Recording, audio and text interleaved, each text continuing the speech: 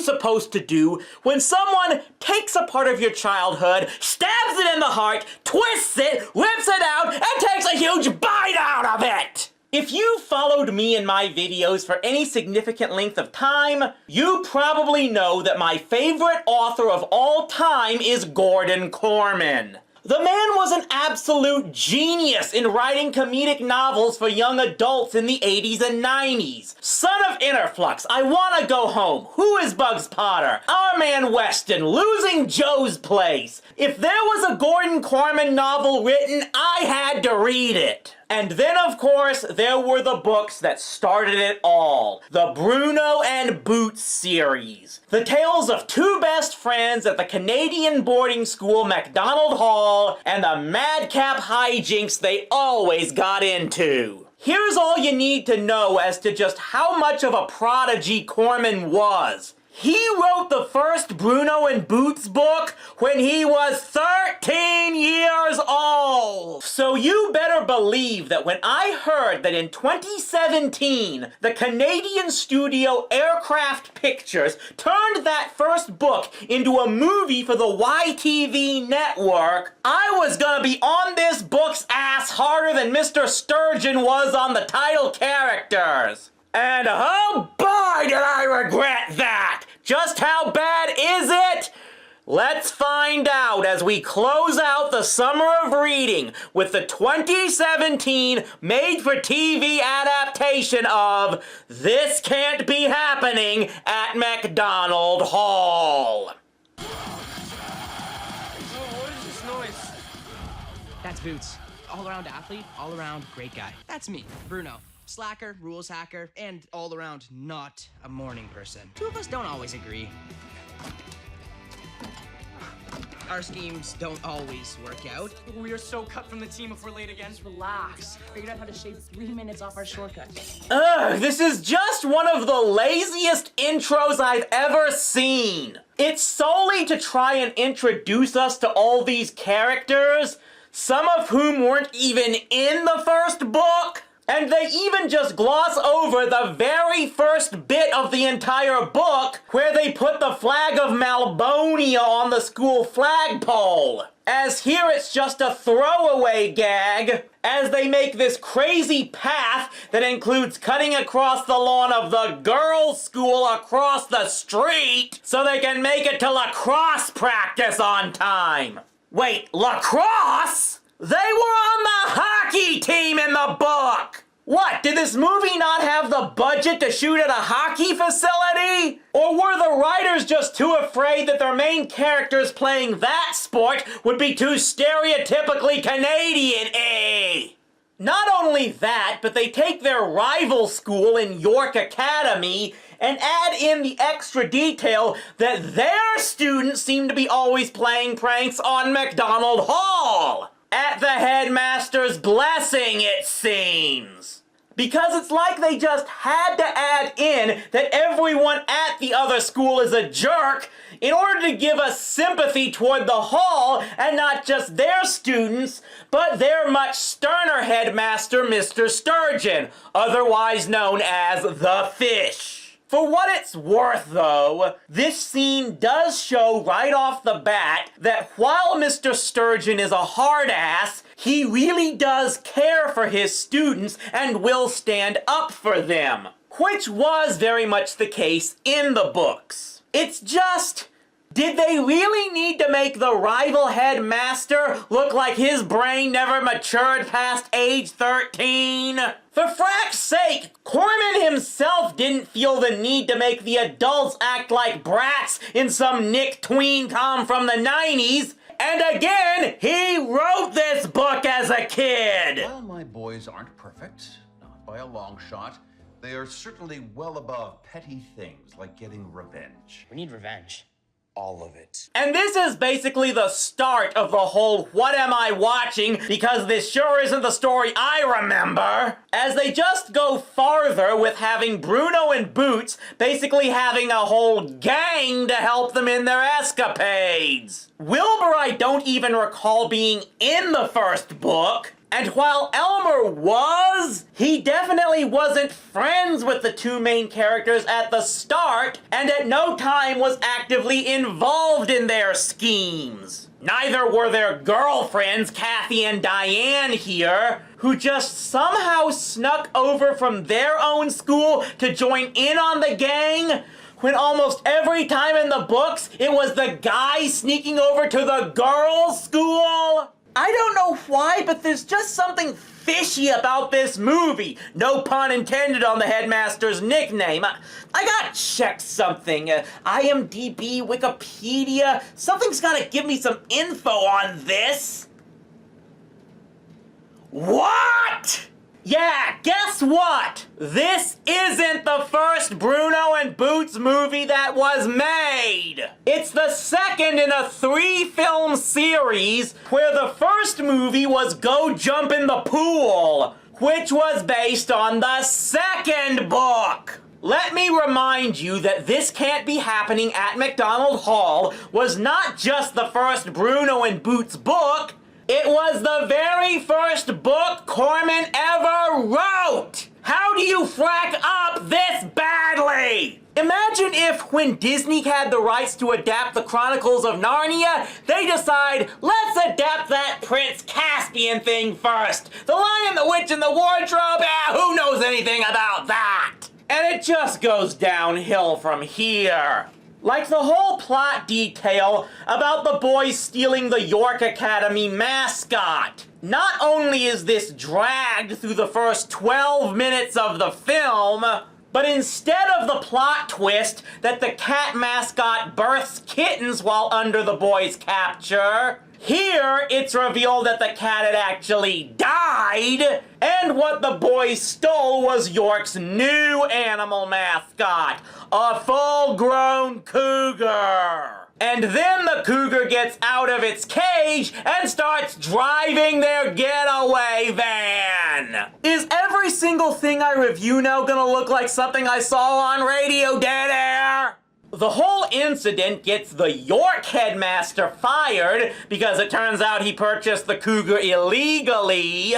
And somehow this is what drives the fish to enact his order that Bruno and Boots be split up and not be allowed to see each other anymore. So 2 questions. Why would Sturgeon be upset that the guy responsible for making his students miserable finally got his due? And 2, why aren't Wilmer and Elmer in his office as well? Anyway, at first the story does go the way of the book, and has Bruno rooming with the science geek Elmer, while Boots gets moved into the room of George Wexford Smith, who, okay, really? Yes, his entire dorm is something out of Boiler Room. And yes, they even admit it's bigger on the inside. And they give no reason other than George is rich. Was Elon Musk a consultant on this movie? By this point, the movie has completely abandoned the story of the original book, which was all about Bruno and Boots' attempt to get themselves back together as roommates. And part of me gets the issue here. Perhaps the biggest problem with adapting any written work is dealing with an entirely different structure. Movies are expected to have a set structure divided into 3 acts. The first act to introduce the characters and set up the story's conflict. The second to build up how the characters will resolve the conflict. And the third act for that ultimate resolution. Books don't necessarily follow that same structure. And it seems pretty clear that the creators of this movie felt that the book's original story did not fit into a basic 3-act structure, and thus needed to rewrite a ton of it. Or in this case, pretty much all of it. Which lends to the suggestion that if you couldn't really adapt the original story and had to make your own, maybe adapting the original book was not a good idea to begin with!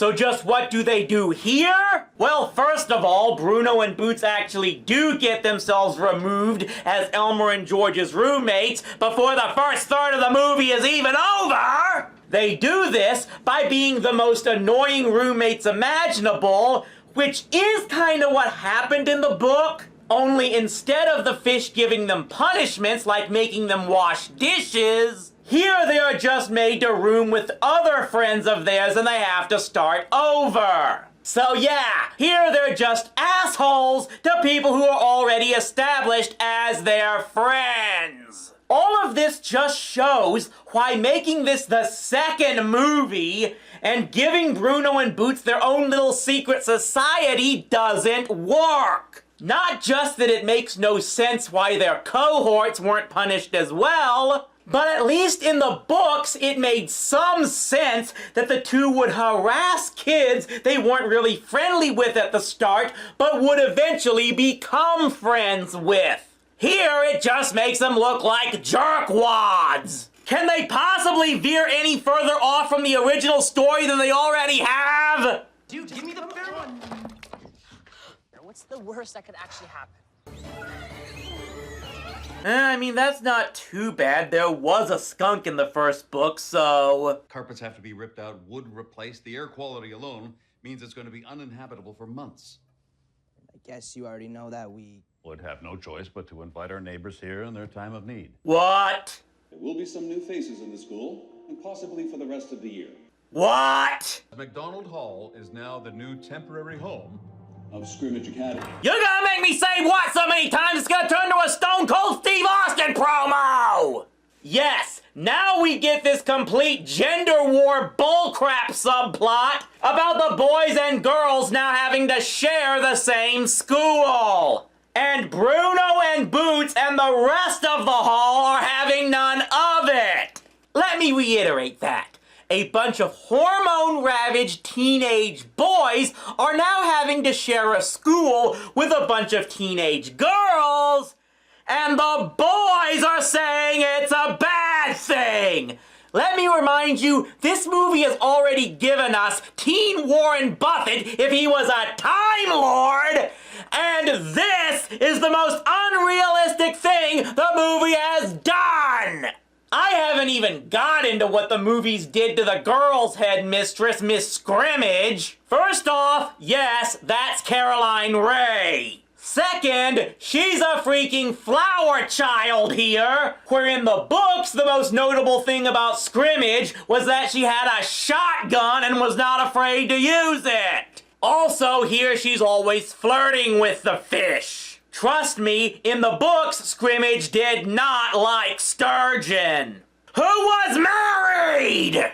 Though for what it's worth, I do kinda like their portrayal of Mr. Sturgeon. Instead of always showing a crotchety disciplinarian facade to his students like in the books, here he doesn't hide that he is always on to Bruno and Boots' schemes and seems to really get joy out of beating them at their mind games. It actually makes sense because even in the books, it's established that Sturgeon had been a student at Macdonald Hall himself and was no angel back then. So he knows all the tricks and schemes boys have always played. But then there's his real motivation for why he split them up to begin with. It's actually not because he wants an end to all of their pranks, but because he thinks it's actually going to prepare them for life after school, where they won't be able to be together all the time or something like that. It's all part of the supposed message the movie is actually trying to deliver, that everyone needs to accept change at some point in their lives. The problem is that unless this movie is gonna go so far as to even change the ending to the story, we know that ending is gonna totally wreck that message. Now, believe it or not, all of this I've just told you was just warming up for the real crazy that comes in the second half of the movie. Oh yes, it's at this point that the story doesn't just go off the rails. It goes off the rails, barrels through the city streets like a 60s comedy film, turns into the woods, plows down 10 acres of forest land, and jumps over Springfield Gorge while blasting Sweet Caroline! The kids from both schools all decide to stage a fake prank war to make it look like they all can't be in the same place and get Scrimmage's girls out of the hall. So why didn't Bruno and Boots get their friends to conspire with them at the beginning as well? And Scrimmage decides the solution is to host a school dance. And this somehow gets their prank war shenanigans exposed because this DJ comes in and broadcasts the whole dance on YouTube. And it turns out that was all set up by the former York headmaster who had been pretending to be a student like a bad ripoff of that Steve Buscemi meme. About the only thing this movie hasn't done yet is make a bad joke calling a plot detail of the original story stupid! Mr. Sturgeon opened up his hall to us in our time of need, and how have we repaid him? Through prank wars and dance disasters and horrible manners. Manners? What is this supposed to be, a young ladies' finishing school? This movie. The board's meeting tomorrow to decide if Sturgeon goes and Hartley takes his place. Everything we've been doing, it all has to stop. Look, when Sturgeon is having that meeting, the hall needs to be the quietest, best school in the country. Get ready for that plan to go down the drain in 3, 2, 1. It is I, Crown Prince of Malvonia, Francisco Diaz. I ran away to come here to be a Macdonald Hall boy, like you said I should, Bruno. So now the kids have to somehow stop the board from giving Sturgeon's job to the ex-York headmaster. You know, the guy who illegally traffics wild animals. Why isn't he in prison? While at the same time preventing an international incident with the nation of Malvonia after the Crown Prince runs off to try and become part of Macdonald Hall. So the climax is all about Bruno and Kathy trying to pretend to be George's out-of-the-country relatives who are on the board, like it's an episode of That's So Raven, while everyone else has to defend the school in a war with a foreign nation in what might as well be a rip-off of the movie Toy Soldiers. You remember that episode of Friends when Rachel ends up making half an English truffle and half a shepherd's pie? That's basically this movie. To try and get this over with ASAP, the kids take out the soldiers in ways that will make you never complain about Ewoks again. Once they explain everything to the king of Malvonia, he agrees to repair both schools. Sturgeon gets to keep his job, and I guess that's enough for him to let Bruno and Boots be roommates again. And the whole thing ends with basically no one learning nothing about nothing. I don't even have a witty, sarcastic line to end this thing on. This movie just sucked! This was almost as bad to sit through as the Gem and the Holograms movie. It only avoids being a worse adaptation of that because many of the 10,000 plot ideas in this thing could have been the basis of Bruno and Boots' books had Corman kept writing them. But that's about the only good thing I can say. Because in addition to completely abandoning the source material story, the movie tries to do too much with way too many plot elements that just pile onto one another with no story structure whatsoever. It forces ridiculous situations onto the characters in order to drive the plot, when the brilliance of Corman's writing was how the characters got themselves put into the crazy situations more of the time than not. Combine that with trying to send mixed messages about life and growing up that don't go anywhere, and you just get a mess that makes me want to not have anything to do with the other two movies, even if I was able to find them. I implore you to stick to the original books in this case, and all of Gordon Corman's other books as well. And Mr. Corman, if by any chance you should catch this video, I implore you, if anyone else decides to adapt any one of your stories again, you don't sign off on anything until you get a hold of me to make sure these things are actually done right! God damn it! Ugh.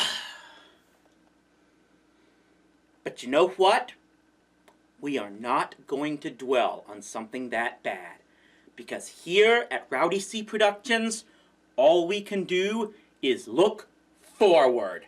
And what we are looking forward to is the 300th episode of TV Trash. And trust me, it took me a long time to try and figure out just what I could do for a milestone like this. But at long last, I finally found it. Something just amazing and insane enough to be fitting of such an honor.